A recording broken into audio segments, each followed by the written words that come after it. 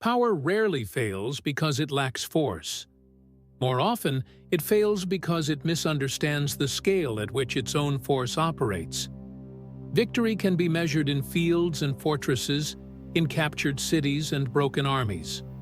But power extends beyond the battlefield, into time, distance, and the willingness of others to continue obeying. The tension is not whether authority can win, but whether it understands what winning requires. In the case of Napoleon Bonaparte, the contradiction becomes visible. A ruler who could defeat armies repeatedly, yet could not bring a war to an end. What appears as dominance in motion reveals itself over time as a narrowing corridor of choices. The question is not why he lost, but why victory itself became insufficient. By 1805, authority in France had already transformed. The consulate had given way to the empire. Napoleon crowned himself emperor, consolidating legislative, military, and administrative control under a single figure. The Grande Armée stood as the central instrument of this authority, disciplined, mobile, and capable of rapid concentration. Across Europe, coalitions formed and dissolved. Austria, Russia, Prussia, and Britain aligning in shifting combinations. Battles such as Austerlitz, Jena, and Friedland redrew political boundaries. Treaties followed victories, imposing territorial adjustments and new client states. The continental system attempted to extend control beyond land, restricting British trade across the European mainland. Authority appeared centralized, decisive, and expanding. Yet this structure depended on continuous motion. Each victory required the next to secure it. Each treaty contained the conditions for its own revision. Authority did not stabilize, it advanced. After Austerlitz in 1805, Austria accepted defeat, and the Holy Roman Empire dissolved. This appeared definitive. Yet the removal of one structure created space rather than closure. Prussia, observing from the margins, recalculated its position.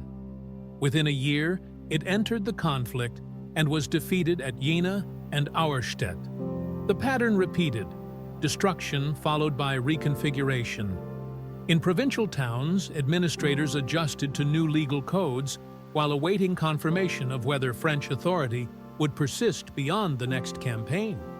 The victories accumulated, but so did the obligations. Each satellite state required enforcement. Each alliance required maintenance.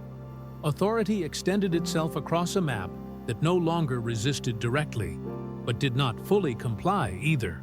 Resistance became less visible, more delayed. The continental system introduced a different kind of pressure. It aimed to isolate Britain economically by closing European ports. Enforcement depended on cooperation from states that relied on trade for stability. Smuggling increased. Enforcement tightened.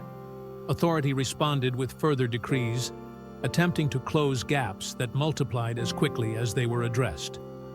Merchants along coastal regions altered routes quietly, balancing official compliance with practical survival, uncertain which law would be enforced tomorrow. The system revealed a shift. Authority was no longer responding to enemies alone, but to the consequences of its own policies. Each enforcement action expanded the scope of resistance it needed to monitor. Victory on land did not translate into compliance at sea, or in markets, or in private calculations. Then came Spain. In 1808, intervention in the Iberian Peninsula aimed to secure compliance and extend control. The Spanish monarchy was replaced with a French-aligned ruler. The expectation followed the established pattern. Decisive action would produce manageable outcomes. Instead, resistance decentralized. Guerrilla warfare emerged, not as formal opposition but as persistent disruption. Supply lines stretched. Armies that could win battles found themselves unable to control territory in a sustained way. In rural regions, small groups disrupted movement and communication. forcing military presence into areas where victory could not be clearly defined. The war in Spain did not offer a single point of resolution. It required continuous attention. Authority had to remain present, reinforcing itself without achieving closure. Each attempt to impose order generated further instability. The scale of the problem shifted from battlefield confrontation to dispersed resistance. At the same time, alliances in Central and Eastern Europe remained conditional. Russia, initially aligned through treaties such as Tilsit, began to diverge. Economic pressures from the continental system affected Russian interests. Compliance weakened. Authority faced a decision: tolerate deviation or enforce alignment. The choice favored enforcement. In 1812, the invasion of Russia represented the extension of a pattern that had not yet failed in its own terms. Large armies moved decisively. Engagements such as Borodino inflicted heavy losses, but did not produce a decisive collapse. Moscow was occupied, yet the occupation did not translate into submission. The city burned. The Russian army withdrew without surrender. The structure of victory, engage, defeat, negotiate, no longer functioned. Soldiers advanced into territory where authority could not compel an outcome, only occupy space that held diminishing strategic value. The campaign exposed a misalignment. Authority had been calibrated to defeat organized resistance. It encountered instead an opponent that absorbed loss without conceding legitimacy. Time replaced territory as the decisive factor. Supply lines extended beyond sustainable limits. Winter approached. Withdrawal became necessary. The retreat transformed movement into attrition. The Grande Armée, designed for concentrated force, fragmented under pressure from environment, distance, and continuous harassment. Losses were not confined to a single engagement. They accumulated across space and time. Across Europe, observers recalculated. Authority that had appeared invincible now revealed limits. Coalitions reformed with renewed confidence. Prussia re-entered the conflict. Austria reconsidered its position. Britain continued its engagement, now supported by developments on the continent. In administrative centers, officials began preparing for shifts in allegiance, uncertain which authority would define their obligations in the coming months. The pattern that had sustained expansion began to invert. Each attempt to reassert control required resources that no longer existed in sufficient concentration. Battles continued, Lutzen, Bautzen, but their outcomes lacked the decisive closure of earlier campaigns.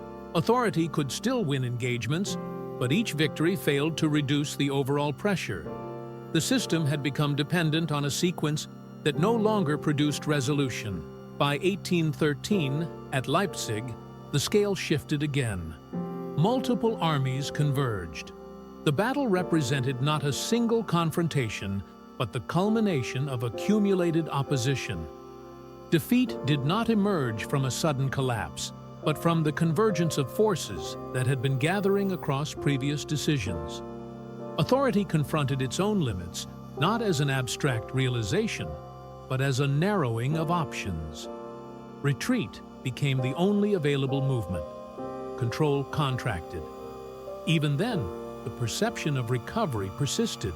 Campaigns in France during 1814 demonstrated tactical skill, isolated victories against advancing forces.